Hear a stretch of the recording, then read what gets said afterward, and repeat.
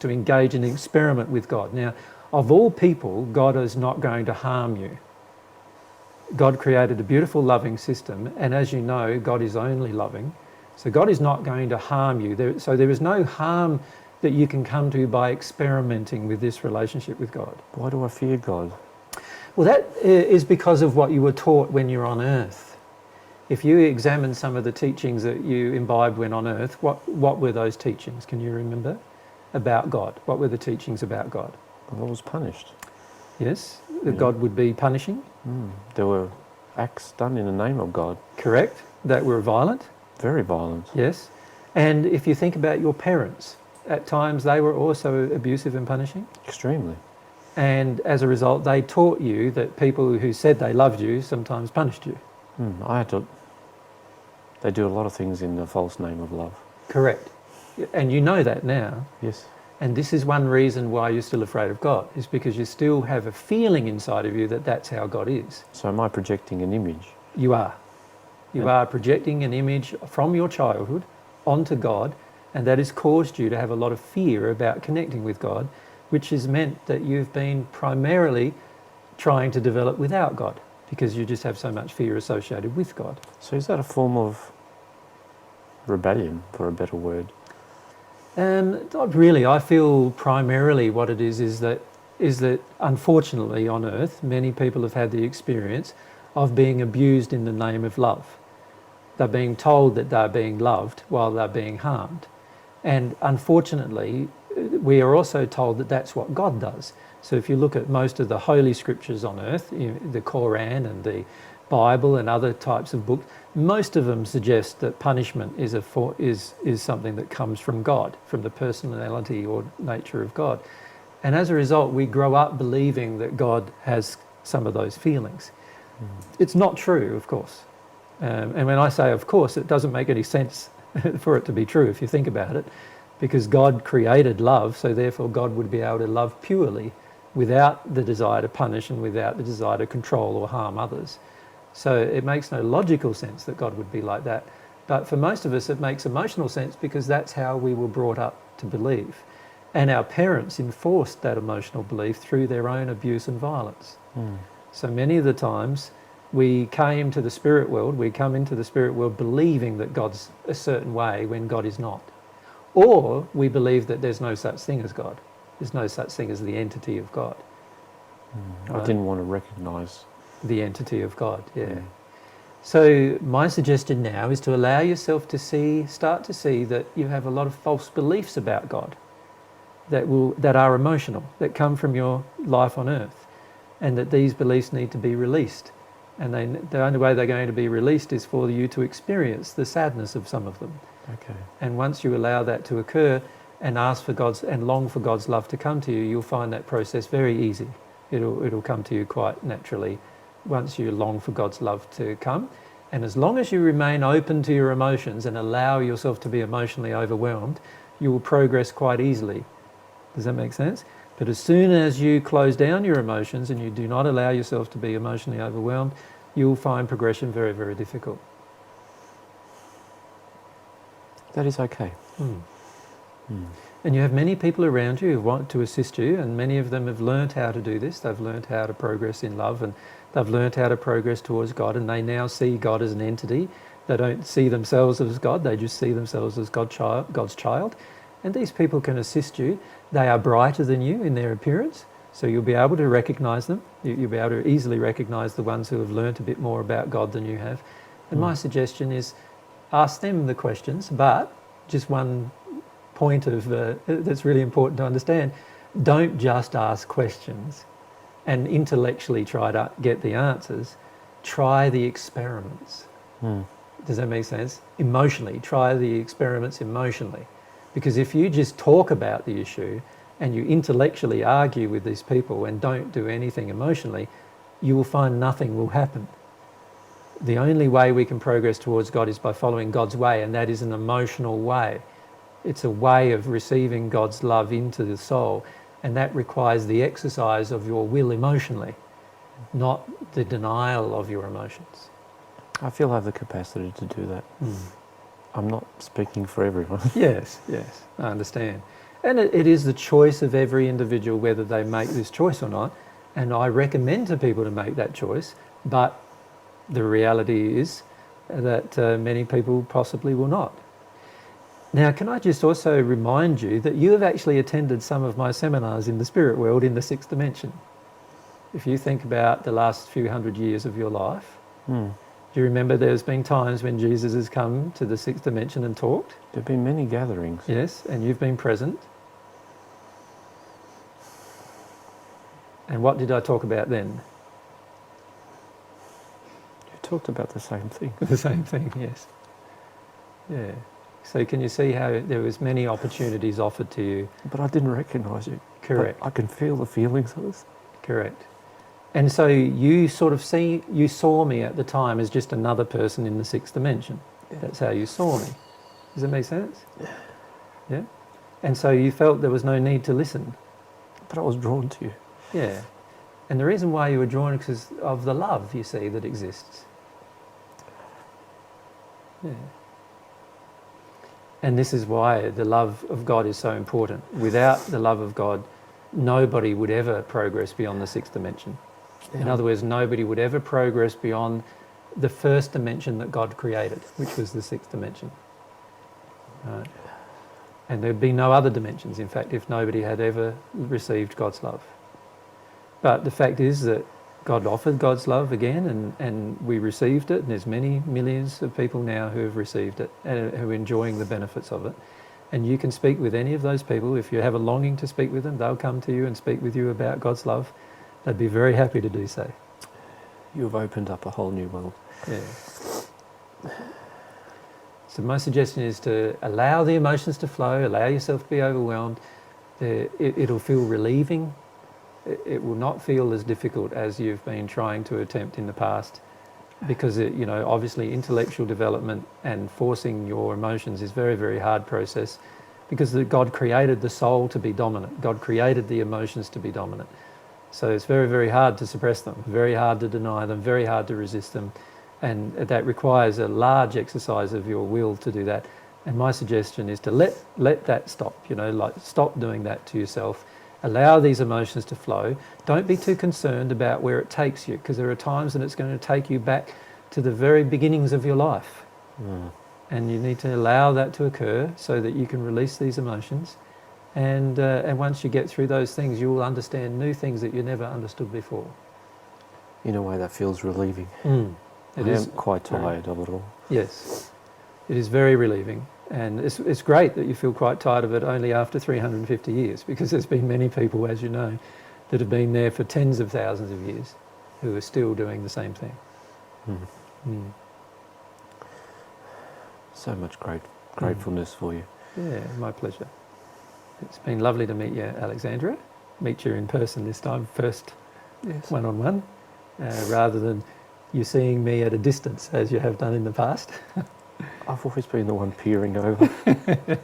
Yeah, well, sometimes these seminars in the spirit world are fairly large, of course, and sometimes it's very hard to see who's speaking, but they still exist. Yes, of course. And we'll continue to do so until God feels the process of sharing this truth has been exhausted. Thank you. I dare to go with my friends. Yes. I'm sure they'll like to tell you what's been happening in the last 4 years of their life. Yeah, they've got a lot to show. Yes. And they'll want to show you things in pictures, but they'll want to show you things about how they felt as well, not just in pictures and words, but they want to show you the feeling. So they want to transmit to you the feeling that they had going through this process. Does that make sense? And if you allow yourself to let them do that, you'll find you'll go through some feelings of your own, and that'll help you immensely to make rapid progress into the other dimensions. Yeah. No, thank you. Yeah, it's my pleasure. Goodbye. Goodbye. I'm sure we're going to speak again. Yeah, sure. There's plenty of opportunities in my sleep state and also on Earth, isn't there? Plus, there's many forms of me in the spirit world at the moment. Obviously, we can create many bodies, and so we get to interact with many people in the spirit world in all different dimensions. And so I'm sure we'll catch up one of those ways as well if we want. Yes, I definitely do. And some of the other groups who are still uncertain about what you say, Yes, of But- course. but they can feel you. And Well, they can feel that I'm sincere, and they Yes. can feel that I'm honest. They just feel a little bit that I might be deluded. And I can assure you that the spirits who were with you 4 years ago can see that I wasn't deluded, and they can see, can't they, that there was truth in what was being said to them, and they've now obtained personal truth. They've now obtained personal proof of the information that was given to them 4 years ago. So, the only reason why we keep ourselves locked up and stagnant is because we deny truth that comes to us. That's the only reason why. okay. And so my suggestion to you is stop the process of denial of the truth that comes to you, allow it to come to you, and to conceive intellectually that from a logical perspective, there may be parts of your soul that you've yet to examine, and there may be parts of your soul that you're yet to open, and there may be parts of your soul that you're yet to develop, and at least allow for that possibility.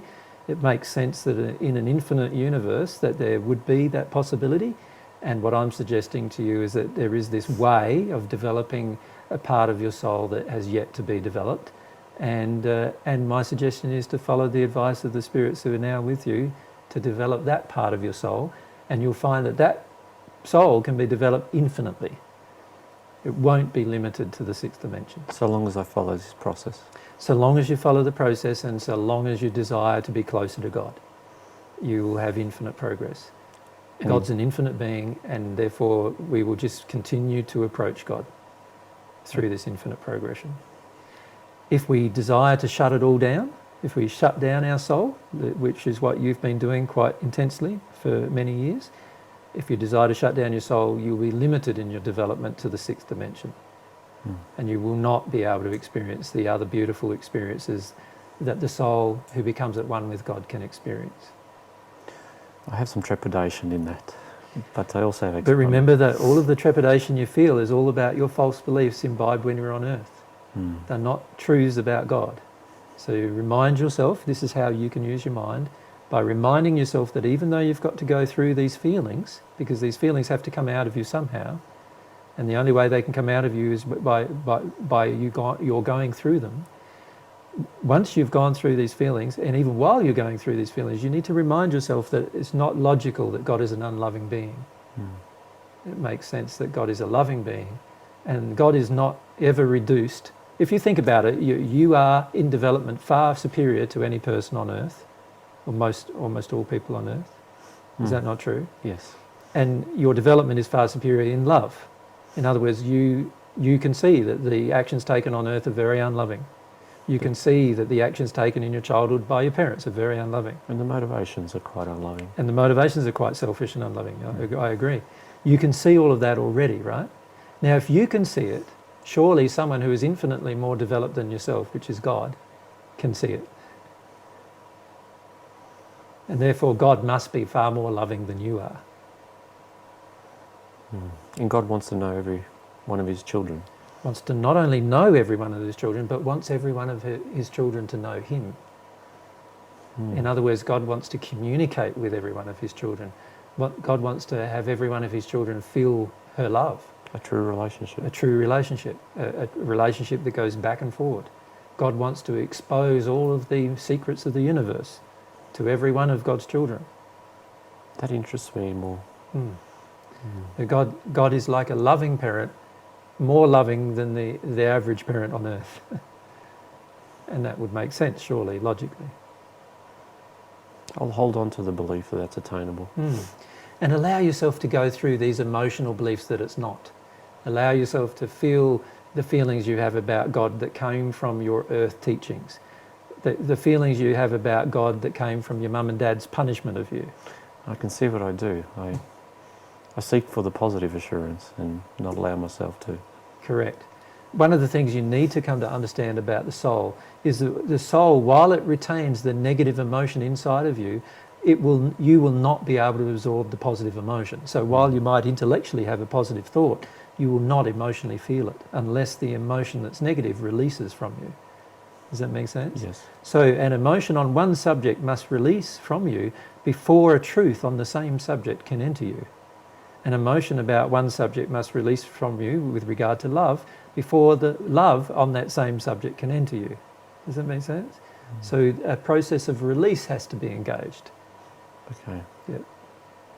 And the key is to have enough courage and bravery to go through that process. Remembering, of course, you've got many helpers, spirit, people who are your friends in the spirit world who are helping you, but you've also got God wanting to help you through that process.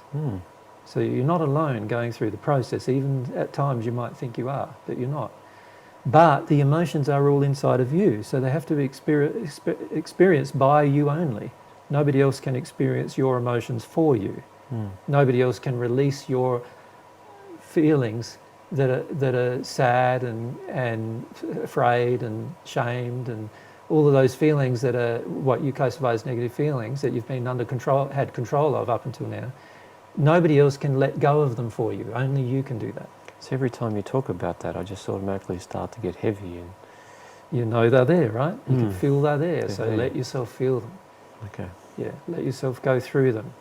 Understand that that's a part of this way towards God. And when you go through them and let go of them, when you long for God's love, some of your God's love will enter you. And then you'll feel much happier afterwards. And you'll understand more things than you ever understood before.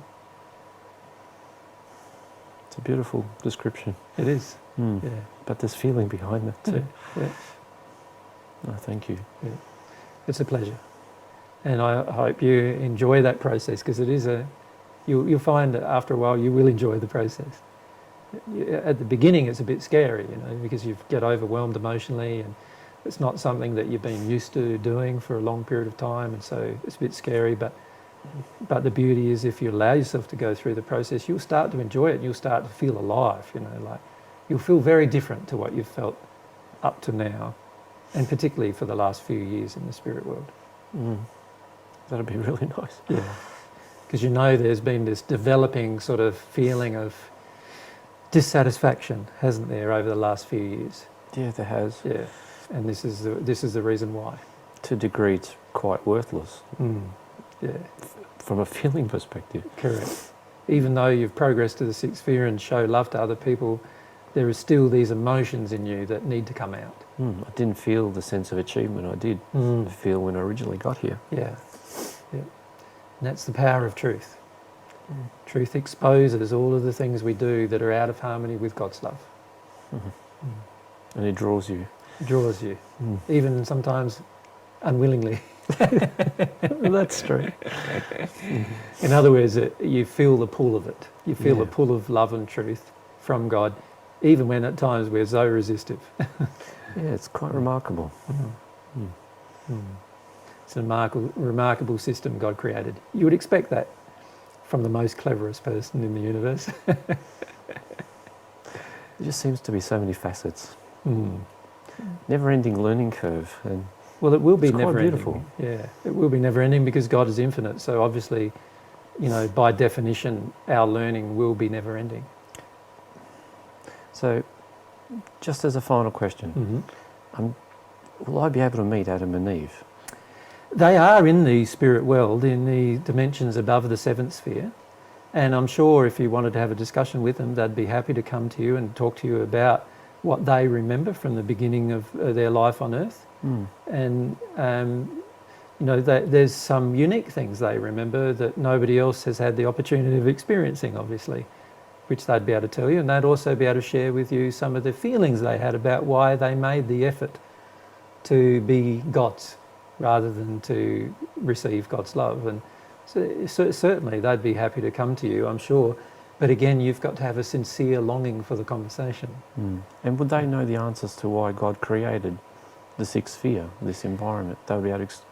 Well, everyone in the seventh sphere or above knows the answer to that question. Okay. So you could pretty much ask anybody who's in a brighter condition to yourself, and they'd be able to answer that question for you. Yeah. It doesn't need to be Adam and Eve or Ammon and Ann, their name really is. Okay. It doesn't need to be them that answer that question. Yeah, they said they'll guide me. You've got plenty of friends around you who want to help you with all the questions you have, and the key is to be open-hearted when you receive the answers to the questions. Yeah. Well, thank you again. My pleasure. It's been lovely to at last meet you one-on-one. It has, it's endeared my heart. Yeah. There I go again. There you go again. That's Bye. okay. You're allowed to cry. Just let yourself do that. Bye for now. Bye.